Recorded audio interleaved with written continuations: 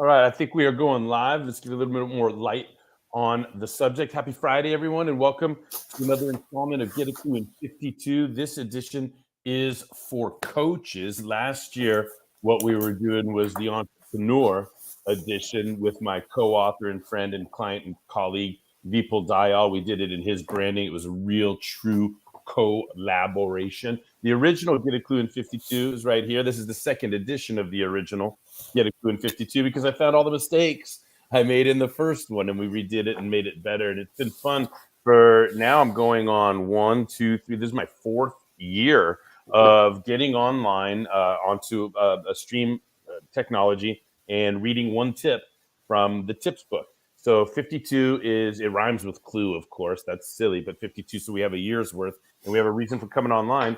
Well, thank you, Sue, once a week. And it's just a fun way to be visible, to put content out there into the world, to initiate discussions. It's a viable reason to self promote because I'm trying to be of value. Content is king, and it's a lot of fun. It's a great way for me to spend my Friday. I used to do this Sunday nights. Then we moved to Tuesday nights when I was collaborating with Vipul Dayal on the Entrepreneur Edition, and I decided to give Fridays a try this year. So here we are. Welcome, Sue. We'll jump you into the conversation momentarily, unless you've got something hot that you'd like to share right away. Always well. You should no, that's okay. So everybody, welcome to Get a Clue in 52 for coaches, myself included, of course, because I've been in the game long enough now to help people. I've trained coaches by the handfuls. If I don't know about triple digits yet, but definitely in the dozens. And I've been all around the world with my approach to leadership in the form of coaching and the pillars of leadership. You got engagement, motivation, accountability, and the 5 categories of this book are about this journey of practice building. I call it practice building, micro business owning. It's hard for me to fully call it a business. I don't have employees to this day. I still don't have employees. So a lot of times people say, build your coaching business, build your coaching business. I like to say, build your coaching practice. But no matter what, it starts with the first category of tips that we had was on self-promotion. We have to become a coach and learn how to promote ourselves as a coach. And so we had these great tips and these Cluby snacks from the first section of the book on self-promotion, talking about the identity of a coach, and what that means to us when we assume it. You got to learn how to coach, call ourselves a coach, start telling the world about coaching, and then we have to transition and get a little more evolved and figure out, how does this land? What does the world think of coaching? Does the world even know what a coach is? When's the right time to tell people I'm a coach? Am I just a coach, or am I more than a coach? What else is why am I coaching? Am I coaching for money? Am I clear that I'm coaching for money? I want to earn an income. I deserve to earn an income. If I hide all of that, it's going to dilute my self-promotional efforts. And who am I marketing myself to? And forget how I coach. Let's talk about the benefits to others of coaching. And we wrapped up the first section of tips. I must have deleted one somewhere along the way, number 9.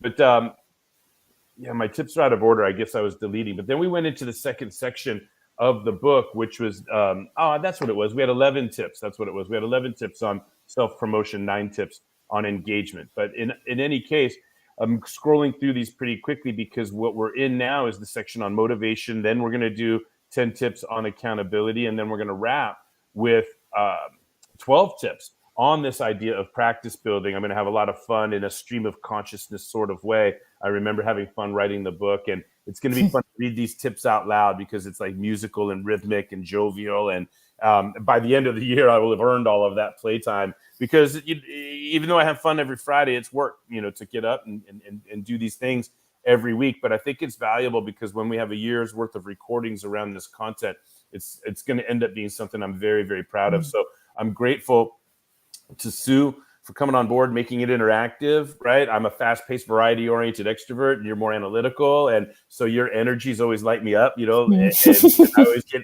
super more animated. And I'm just scrolling through all these tips that I've posted before, even if I've deleted a couple to make room because StreamYard only gives you a couple. And some of the freebies that we've given out, like 8 steps to fearless public speaking on self-promotion, or why do we do 2 complimentary coaching sessions? We've got a video if you want to watch a 20-minute video on why 2 instead of 1, or more than 2, or 0. What's the whole idea around 2 complimentary coaching sessions as a means of increasing rate of enrollment? And There's more video that I've got for free on my YouTube channel, Watch Get a Clue. And everybody, if you want, you can schedule time with me. And if you have any questions, if you want to learn about coaching, if you want to get into group mentoring or learn about my coaches training program, just go ahead and schedule with me. There's the link for that. I've been promoting my association with the Professional Coaches Alliance all year long. I am the vice president of communication for the Professional Coaches Alliance. So it just makes sense this year that I'm in this mindset of advocating for this profession, this endeavor, this, if you want to call it a business, go ahead. But coaching is a valuable relationship. It's super important. Again, we've got all these promos. I'm just scrolling through until we get to where I really want to be, which is down here in these 10 tips on motivation is the section that we're in now. And so what we did was the very first tip in this section was we did an overview of outcomes for motivational coaching. There are 6 of them, and we went through those. And we've got a good Klubi snack here that whatever it takes to intervene in a belief, let alone actually change one, is a monumental skill set to have as a coach and leader. And that Klubi snack is alluding to, of all the things that we do to motivate people inside of coaching, it's either external motivation with strategies, tactics, and resources, or internal motivation by intervening in stinking thinking, check up from the neck up, behavioral intervention, etc.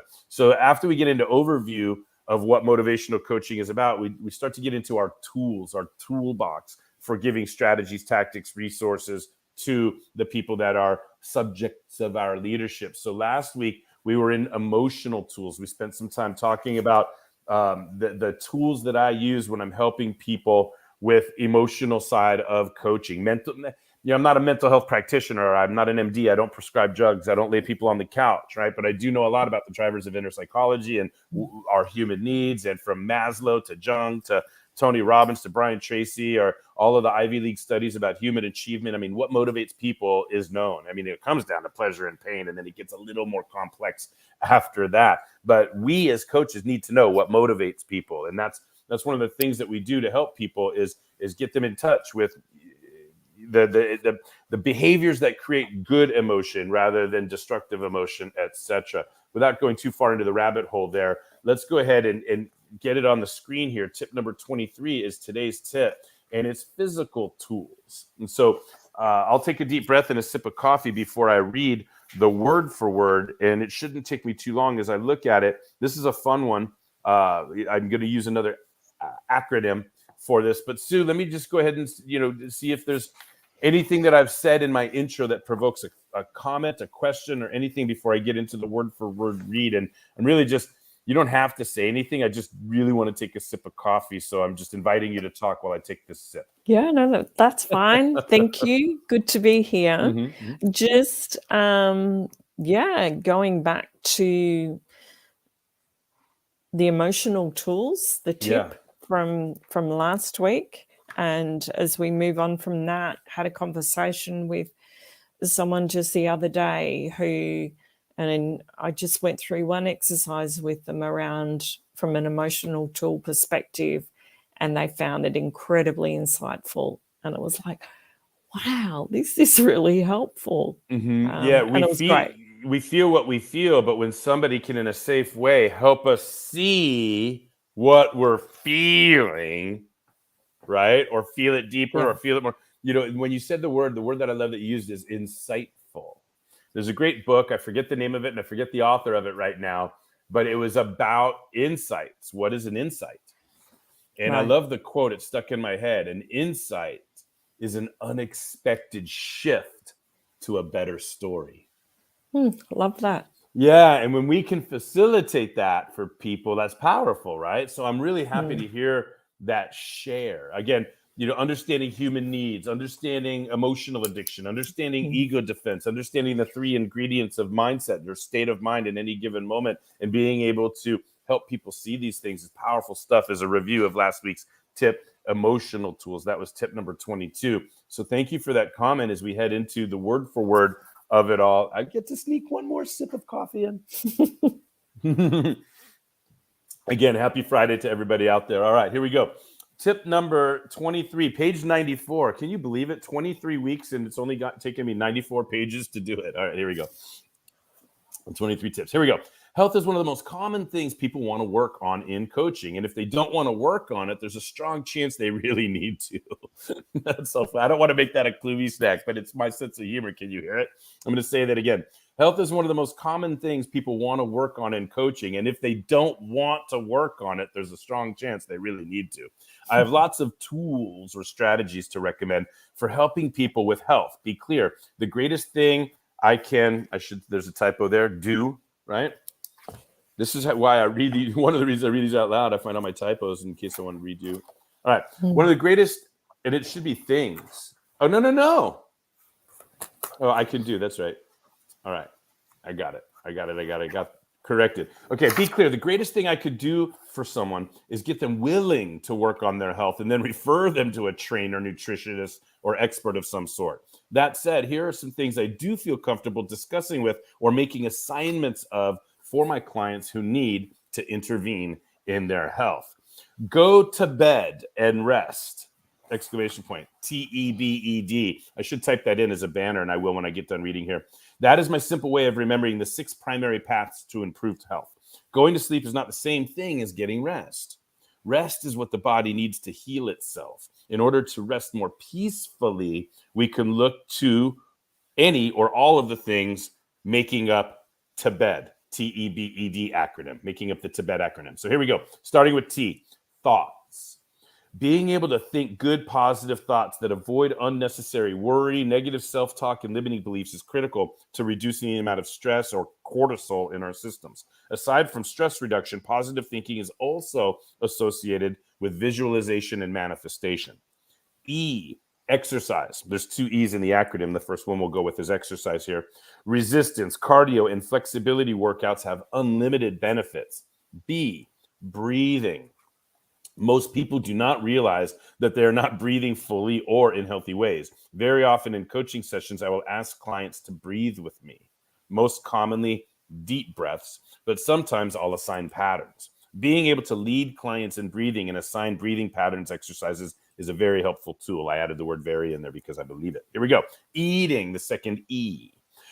All the cliches apply. You are what you eat, and our bodies are our temples, and so forth. And I'm not a nutritionist, but have learned to ask people about their morning consumption habits, nighttime snacking habits, portion sizes, vices like soda, breath mints, desserts, and so forth. Drinking, D.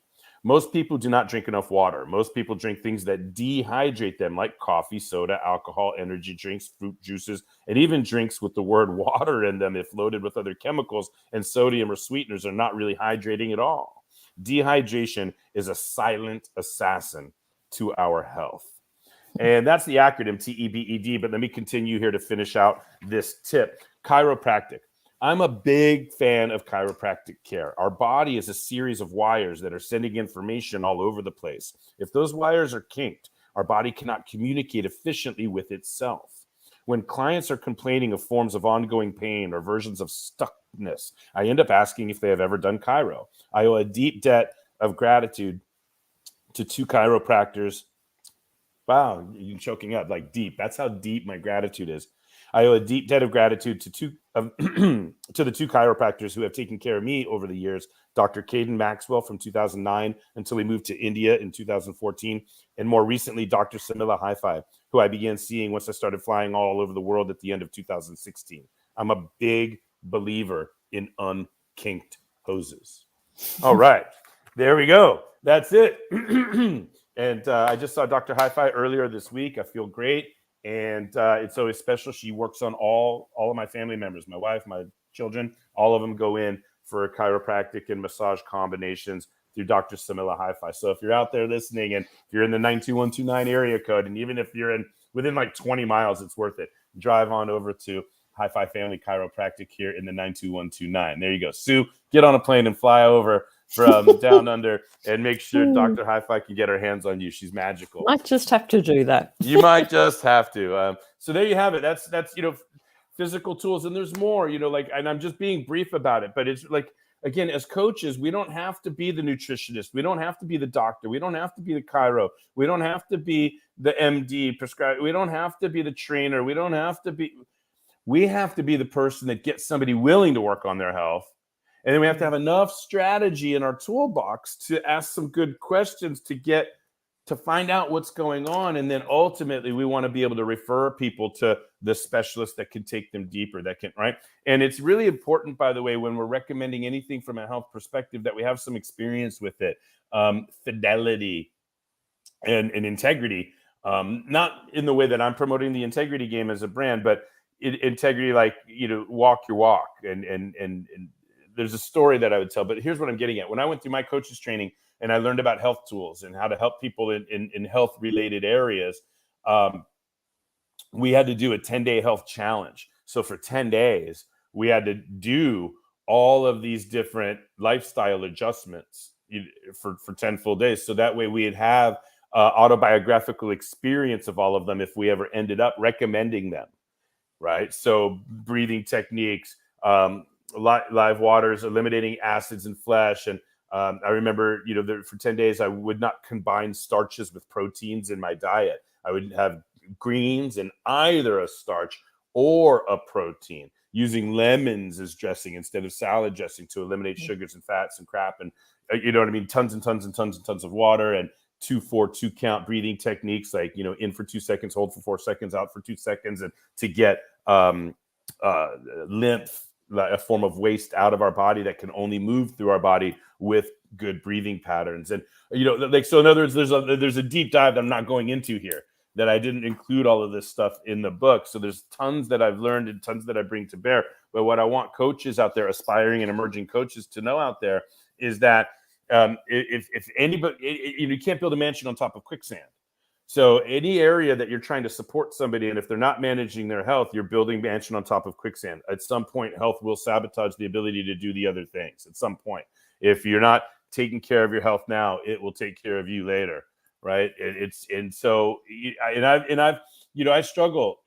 Not struggle. I say I should. What's the word? I toggle. There are some years where I'm super committed to my health, where it's one of my top 3 things that I'm focused on, to the exclusion of all other things, right? And so this is one of those years, by the way, Sue, you could tell I'm down 30 something pounds this year, and I'm really on top of my game as far as diet, supplements, hydration, walking, not eating 3 hours before I go to bed, meal portions, eliminating stuff, right? And it's not perfect. I went 33 days earlier this year with no alcohol as a gift to myself for my 51st birthday.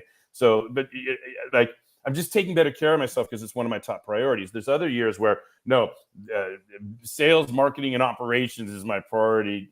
To hell with my health. I'll work on that. And starting January 1st, I'll make a new commitment. Or sometimes just my health isn't in my top 3, if you will.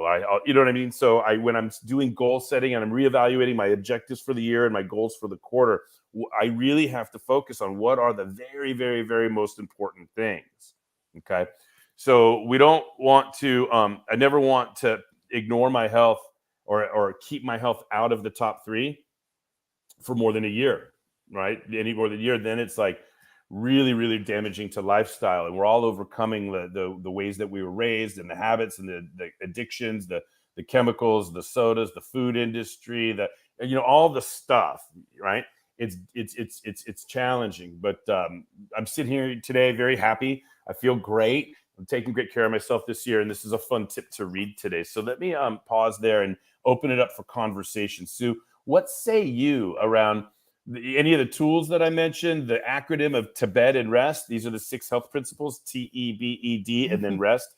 Get to bed so that you can rest peacefully. So when we go to lay down, we're not going to rest peacefully if we're bloated from, snacking endlessly, binge watching TV right before we go to bed. If, you know what I'm saying? If we're dehydrated, we might cramp in the middle of the night. Like, you're not going to really rest the way your body needs to without taking care of these other 5 things. What are our thoughts? What are we eating? Have we exercised? Right? How's our breathing?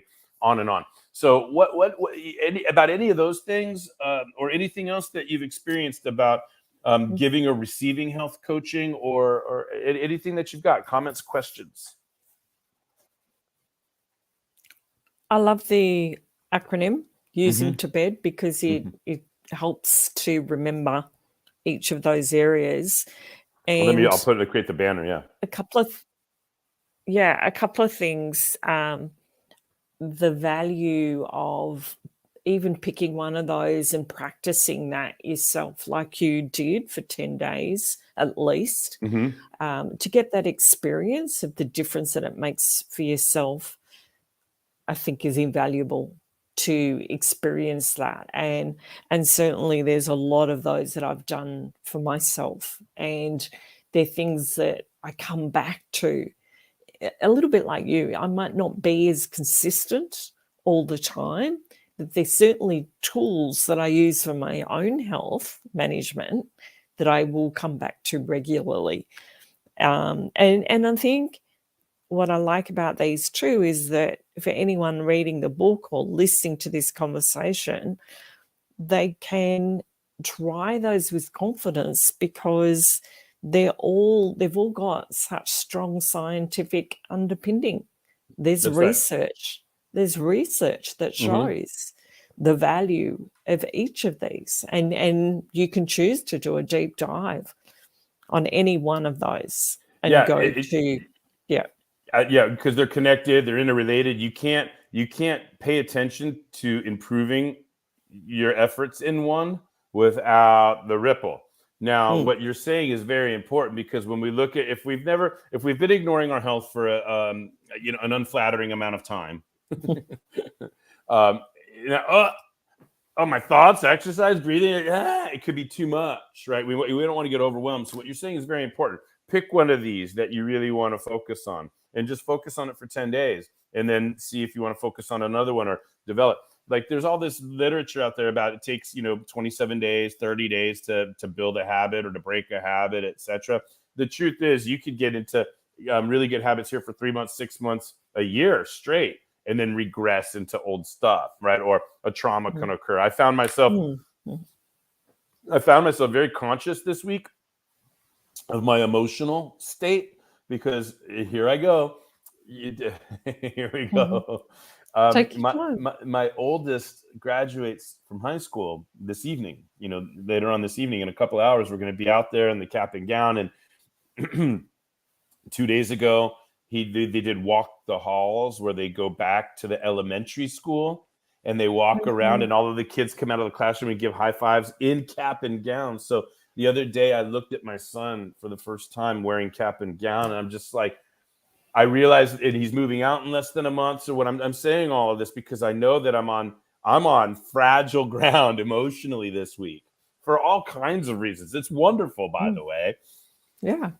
But all of a sudden, like, I hadn't had any ice cream all year long. And all of a sudden this week, I bought and I populated our garage fridge with all these flavors of ice cream for the family. Like, it's for the family, right? And, I found myself one night going, oh my God, my son's. So what I'm getting at is, we could build pretty good habits. We can be disciplined, do a great job. But any emotional trigger, any event, any episode or whatever can send us right back into a comfort thing or a craving or a what have you. So that's why it's important to talk about and have support and tell people what you're doing, and let the world know if you're making a commitment to something, to see if they're interested or they can support you in some way. That's what coaching is so valuable, because to undo bad habits, to create new habits, to be disciplined, to have willpower, sacrifice, to delay gratification, to make good choices. It's not easy, and the world's not making it any easier on us. The world, the profit motive of the world doesn't really care about our health. They care about us buying their products. So true. So it's up to us and the communities that we build and the clients that we serve and the conversations that we have. And for what it's worth, I'm happy to be here every Friday and bring up this important conversation. The other point I want to make is, not only do you not have to address all of these, right? You have to sleep every day, right? But you can improve your sleep. And I talk about this. Let me see if I can get more light on my subject here.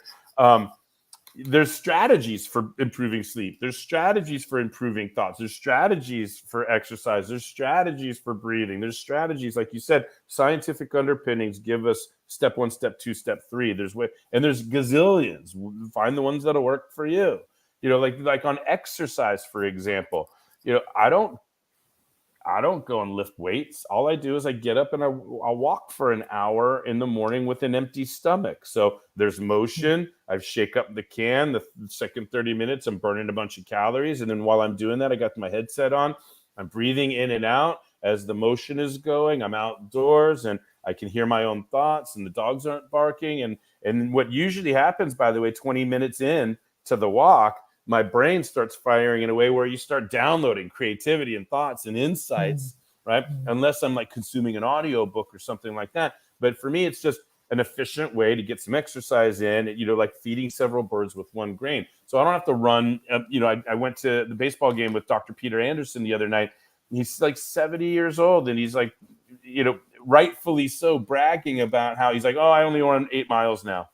It's like he's 70 years old and he's like, yeah, it took him, and he ran for an hour and a half that morning. And here he is, he's just a powerhouse. I remember at his 50th birthday party, it was like a triathlon. And we're going to climb this mountain and we're going to swim, and we're going to ride bikes. And I was like, we play basketball all day. I mean, it doesn't have to be like that. It's great. There's endurance people, there's, challenge people, there's climb Mount Everest people in the world, but that's not what we're talking about. And not only for our clients that we serve, but for us as coaches, we want to. It's very it's embarrassing to see health coaches out there that don't look like they're taking care of their health. It's embarrassing. You follow? So if you're aspiring or emerging as a coach, and life coaching is what you plan on including in your offering, you're going to have some strategies, some tools in your toolbox to help people with their health. And even if you're not a health coach or a life coach, if you're a marketing coach or a sales coach or a business coach or a marketing funnel coach or whatever you are, any of those strategies, right? If you're communicating to people that aren't taking care of their health, you got to be wary that you may be building a mansion on top of quicksand. At some point, people's health is going to be the reason that they're not executing your strategy. They don't have the stamina, the endurance, the focus, whatever it is, or they're distracted by their health, or they got to pull over and go get a soda, and that's why they didn't make the phone call you told them to make, or whatever it is. So we want to be aware of health. We want to be able to earn the permission, earn the rapport, earn the trust to ask people about their health. Like I'll ask, tell me what's the first thing you put into your body every day? Do you have snacking patterns at night? When do you go to bed regularly? Is it the same time or does it differ depending on the day? When you have your dinner at night, when is that relative to when you go to bed? And do you do snacking in between? Talk to me about your favorite foods that you eat. Are you combining starches with proteins all the time? How's your breathing? Like, it's just turn these. We don't have to have all the answers, but all we need as coaches to be able to ask the questions and then let them talk to us, right? And so you don't think that you have to solve somebody's health, right?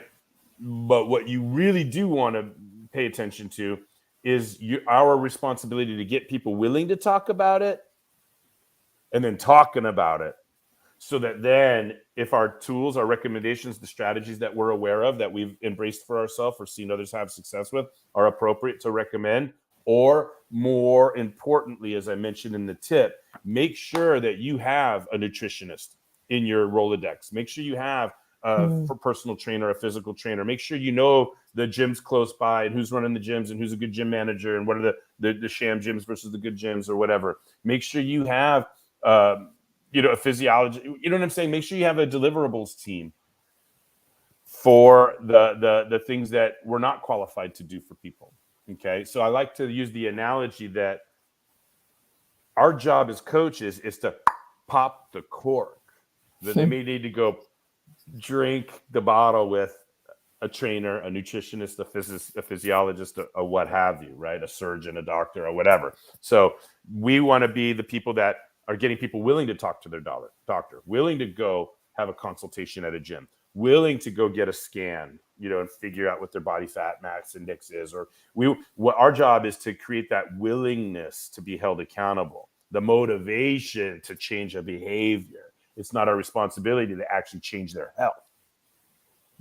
If that is their responsibility to change their health, it's our responsibility to get them willing to talk about it, and on and on and on. I just wanted to be clear about that, at least the way that I approach this thing called coaching. What else, Sue? Any comments or questions? Yeah, I love that idea of Well, firstly, recognizing that we don't have to have all the answers, but it's creating that awareness, but taking the time to have those referrals that we can say, these are trusted people that we might know of. Yeah. But also by building that awareness, at least it brings that to the attention of the individual that we're working with, and it recognizes their individuality, and that whereas we might do something, say exercise one way, they might do it differently, but it's still exercise. That's right. So it's opening up that opportunity to at least consider, well, what resonates with them in terms of how they might address that particular area. Like, am I doing resistance? Am I doing endurance? Am I doing flexibility? Right? And pay attention to your body. How does your body feel? Do you need to be stretched out? Do you need more energy? Like, usually we know the answers, right? If we're not numbing ourselves with the day-to-day and the rigmarole. And that's wonderful. Absolutely. Because there's so many ways. Now, we talked about one other thing that came to mind as you were saying that is not just strategies we can recommend in the moment, right? Like, I'll give you an example on sleep. We talk about rest, restorative rest. Let me put that back up, right? Restorative. Because when we're really resting, that's when our body heals itself, right? And if we can't get into a good deep sleep, now here's what's, it's hard for me to tell this truth without getting emotional, because I carried a lot of guilt around it once the reality hit me. But I used to snore quite a bit, and I mean, like, really bad, where Marianne would be waking me up all the time because I wasn't breathing. And so it would get difficult. And I didn't realize the damage I was doing to myself. And I didn't realize the damage I was doing to her, because she had a hard time sleeping. It would disrupt her sleep, not only like just the noise of it, but the worry. If she would look over and, like, he's not breathing, should I wake him up or not? And I would be not breathing, but then I'd finally fall under. And then she would wake me up, and I'm like, man, I finally fell asleep. What are you waking me up for? And now I'm mad at her for waking me up, and she was trying to save my life. And what a bad deal that is, right? So what I found out, Sue, and by the way, this is kind of remarkable that I was as productive as I was under these conditions. But I found out that of the measures that they take, when I went in, and this is the thing, you're scared, you're terrified, people would say, dude, you need a CPAP machine. You should go get a sleep study. Like, no, I don't want to go to the doctor because I don't want to know what I'm going to find out. I'm guilty, right? We've all been there. But I went, and I slept in the hospital that night, and they put all this stuff on me. I remember they taking a picture so I could show my kids, like, look at all these wires, bionic man, whatever. Patches and nodes and diodes. And anyway, so the results were terrifying. They told me that normal oxygen levels during sleep are 90% or better, right? And I was at 80. They said that how many times per hour, right, or minute, 60, how many times per minute or per hour was my breathing interrupted? Right. And it was 1.5. So out of every 60 seconds, my breathing was interrupted 1.5 times. So now imagine every minute, twice, Marianne's wondering if I'm dying. I had no idea. All I was just like, why'd you wake me up? Right. And then the other scary thing, the third measure that was scary was that a sleep cycle is 90 minutes. So the idea is we get into deep REM, after we fall asleep about 35, 37, 40 minutes, ish, over 30 minutes, in between that, the bottom of the sleep cycle, that's when we're in deep REM, rapid eye movement, like twitching and stuff, right? Like, and that's when the body's doing its healing. So that's the state that we want to get into. Is deep sleep means rapid eye movement, the restorative sleep. And they said, from a cycle that normally we are in REM about 20% of every sleep cycle, right? Well, my measures were zero. Zero. Wow. I wasn't getting any rapid eye movement in my sleep. Zero. Because my breathing was interrupted so often, I would always be waking myself up. So I'm laying there and my body wants to go to sleep and I fall under, but then I stop breathing and wake myself up, or Marianne wakes me up, and I'm never getting the restorative sleep. So my body's not doing what it's supposed to do for itself. So it's not sweating out toxins, or it's not whatever the mechanisms are. I'm no doctor, right? And so I was, oh my God, I'm killing myself. I'm just, I had such a guilt complex, right? And I swear, ever since I got my CPAP machine, it's coming up on 2 years now. Maybe there's been one night, maybe 2 nights in 2 years where I didn't sleep with my CPAP machine on. And now I don't even care if I'm taking a 30-minute nap. I put it on. Does that make sense? And then, by the way, back to strategy. Yeah. People are like, oh, fatigue and energy. And when I'm coaching people, I educate them on the 90-minute sleep cycle. It's like, look, if you're going to take a nap, don't take a 1-hour nap because you don't want to wake up in the middle of REM.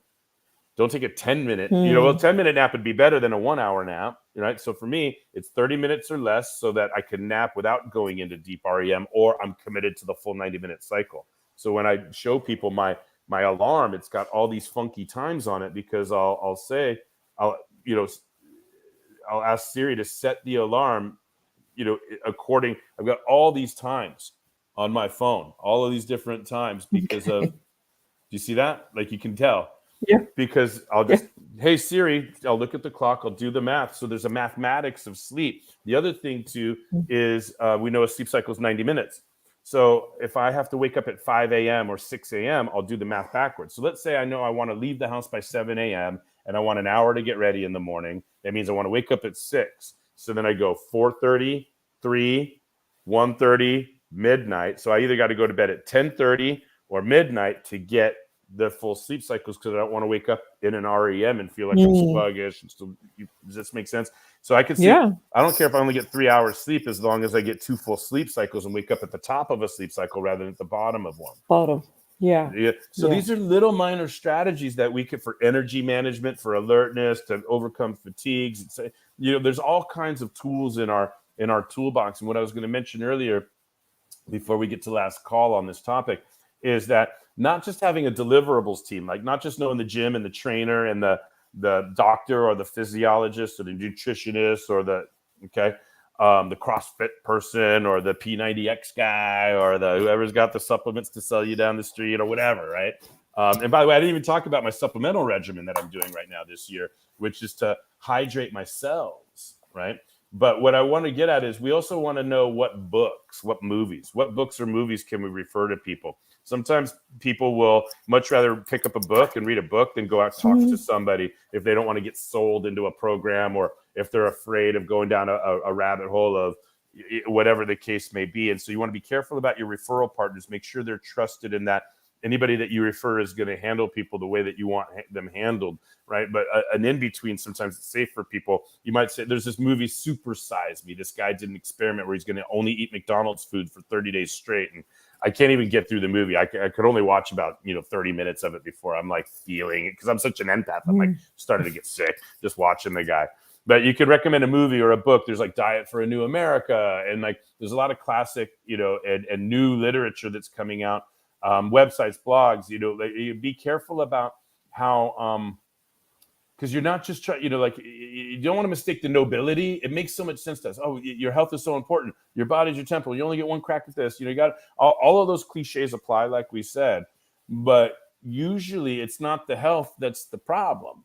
Usually people's poor health is a function of like trauma, beliefs, mindset, circumstance, depression, emotional stuff, right? So when we have to be aware that we're going to help the health. We're noble, we're righteous, we're logical. Of course, we want to make health, but what we got to be careful about is there's some pathological reason. There's some reason the health is that way.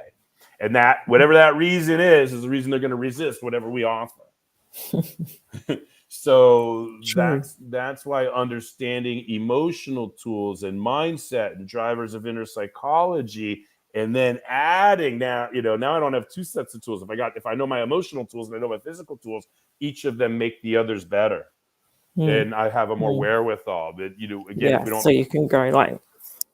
Yeah. You got it. So again, this is as deep as this conversation is, and as fun as the conversation is, we're just scratching the surface. That's why I want everybody to get into our group mentoring sessions. I want people to ask me about my coaching and leadership training.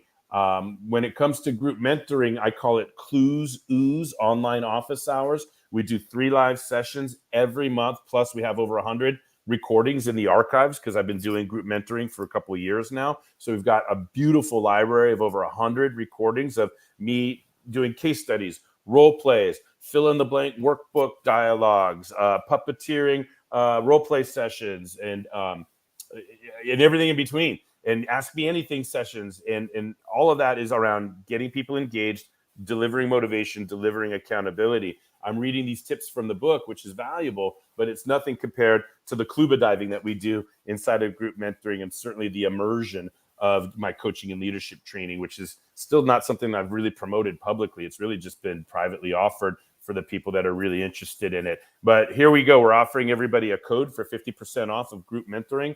And we do 3 live sessions per month, which become part of, next year we'll have 136 sessions in the archives, right? And it keeps on building. So we want more and more people in there. That's affordable for you guys out there. If you use the code, it's only $50 a month, and you get 3 live sessions plus access to all of the recordings. Try it for a month and drop out after you've watched a couple of sessions if that's what you need to do. We're happy to see you no matter what. So the other thing that I want to let people know is we are going to fire up the Integrity Game 90-Day Challenge. It's not a health challenge, and we're talking about physical tools today, but the 90-day challenge is coming up. We ran it last year for 12, 13 weeks. We're going to do it again, and the price is going to go up. Actually, the price is going to double after September 1st, so you're going to see promotions from me over the next 3 months, June, July, August, because the 90-day challenge will start in the after Labor Day, the first Wednesday after Labor Day, September 6th. So keep your eyes out for promotions I'm doing on the 90-day challenge. And as always, I do want you guys to check out the Professional Coaches Alliance. They're Margot Garcia, she's not with us today, but I'm going to see her in about 18 minutes because we have a board meeting. She's Director of Programs, or VP of Programs. I'm VP of Communication. Margot puts together such a great program of subject matter experts in all of the areas that coaches, aspiring emerging coaches building their practices can benefit from. So Mary Kravitz is our guest, one of our guests this month. Mary, if you're out there, hello to you. I can't wait for you to have a great session. And there's a lot of benefits and resources and tools and connectivity and that we're doing in Professional Coaches Alliance. I'm giving it my all this year to help that out. And I facilitated the merger between an organization called California Coaches and Professional Coaches Alliance. And so it's fun to contribute to that community and to wave the flag of advocacy for this very, very, very important profession of coaching. And whether you want to build your own private coaching practice or you're a leader in an organization and you want the skill sets, the tools of a coach in your leadership toolbox, right? Because you're a manager, director, supervisor, VP, whatever it is, you've got direct reports and you want to be a better leader for them. You will help knowing what a coach knows. It's just that they're not paying you money directly. That's the only difference, but everything else applies. So last call, Sue, having said all of that, last call, what do we got? As any other comments or questions? What else can I put up here on the banner? I love the foundations that you're offering here. Just so valuable. Yeah, great. Well, yeah, thank you. It's mutual. These foundations love you too. And it's like, I like to put I'd be silly on a Friday, right? I like to put the found in foundations, right? Why be lost when we can be found? And of course, when you talk about foundations, I'm always striving to put the fun in the fundamentals. So, yeah, absolutely. This personal professional growth stuff is hard enough. Let's have a good time. Let's smile. let's be jovial and vulnerable all the way. So there we have it. There's another edition of Get a Clue in 52 for coaches, myself included, because even as I endeavored to be like a mentor to aspiring and emerging coaches, I realize I'm still pushing my boulder uphill. I've got many, many, many more milestones to achieve in my career through this profession. So far, so good. But I've got a lot of work to do myself. And so I'm being vulnerable every week, even though I've got a lot to offer the up and comers. I'm still standing on the shoulders of giants and looking to grow myself. So we're all together in this endeavor, and coaching is really, really important, and it's getting more and more recognized in the world. So I'm happy to make my contributions. It's like there's full-time coaching positions all over the world now in corporations and institutions. When I started coaching, nobody knew what a coach was, and now it's like full-time salaried positions on site for coaching. It's great. So I'm really happy to make my contributions to the movement, and thank you for being here as well, Sue, and for any of you that were out there that were able to chime in during the live stream or are watching a recording of this in the future. Thank you for the support. Like, comment, share, send us a message. Let me know if you want to be a guest speaker. Get the book, look at the topics, and if you want to come on and be a guest subject matter expert and help me develop any of this content, more than plenty of room for that. And I just want to say thank you. Happy Friday. Shout out to all the dads and grads out there and all the people whose heartstrings are getting tugged on, these tiny slices that we make into our umbilical cords. Time is undefeated. We keep watering our kids. They keep growing. So if you're dealing with that emotional roller coaster of watching them go, shout out to all of you. All right, Sue, thank you so much. Pleasure. All right. See you soon. Bye, everyone. Bye.